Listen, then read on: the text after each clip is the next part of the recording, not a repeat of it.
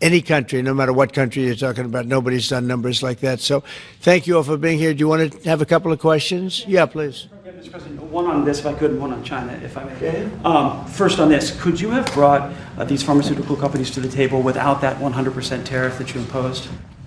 Well, it's not 100%. You're talking about China might be 100%. No, I'm talking about the 100% you imposed on pharmaceuticals for that sector. I would never have been able to bring them. Now, I'm not sure that Pascal would like to say, but behind the scenes he did say tariffs were a big reason he came here, and also the fact he loved Virginia. He liked this guy. He liked me.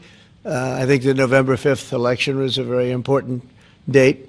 We had a good election, and that was important. But yeah, he's here. A lot of. I can speak for almost everybody that's here. Most of them are here because of tariffs, because you have to understand he has no tariffs.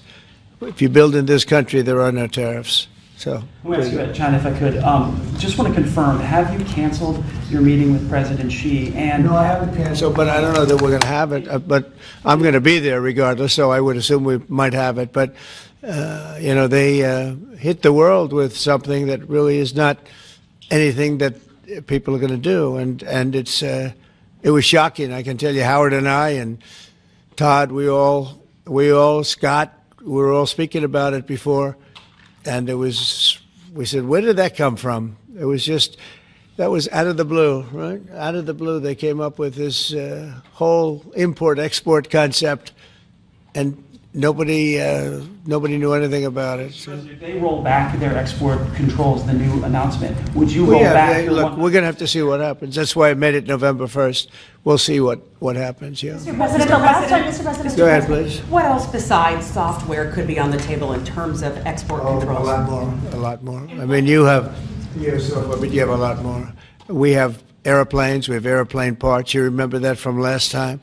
We were just surprised at China. I have a very good relationship with President Xi, and they did that. This is not something that I, instigated. This was just a response to something that they did. And they didn't really aim it at us. They aimed it at the whole world. The whole world is subject to it. So I thought it was very, very bad. But we have many things, including a big thing is airplane. They have a lot of Boeing planes, and they need parts and lots of things like that. Steve? Israeli Prime Minister Benjamin Netanyahu to accept the Gaza deal, and what will be your message to the Knesset when you speak to them? Well, he wanted it. It's been a long time. He's been fighting a long time. He's been fighting hard. He wanted it. It's a great deal for Israel, but it's a great deal for everybody, for Arabs, for Muslims, for everybody, for the world. And as you know, on Monday the hostages come back. They're getting them now. I mean, they're getting them now. They're in some pretty rough places under earth. They're in some pretty rough places where only a few people know where they are, in some cases. So they're getting them, and they're also getting the bodies. On Friday, President Trump held a press conference in some of those bodies in the Oval Office being unearthed right now as we speak. I mean, they're working on it right now as we speak. It's a tragedy. It's a tragedy. No, he was very happy with it. And I can tell you that I saw Israel dancing in the streets, but they were dancing in Qatar and Saudi Arabia and UAE and many, many countries.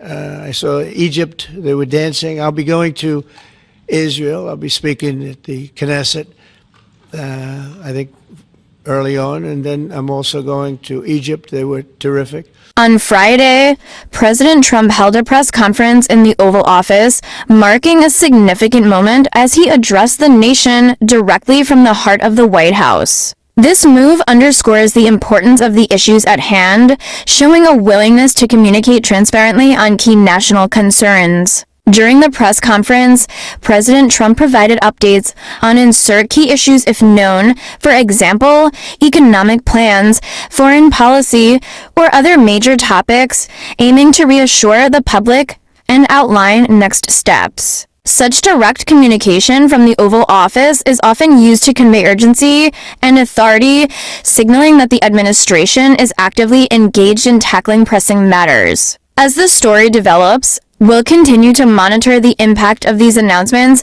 and what they mean for the country moving forward.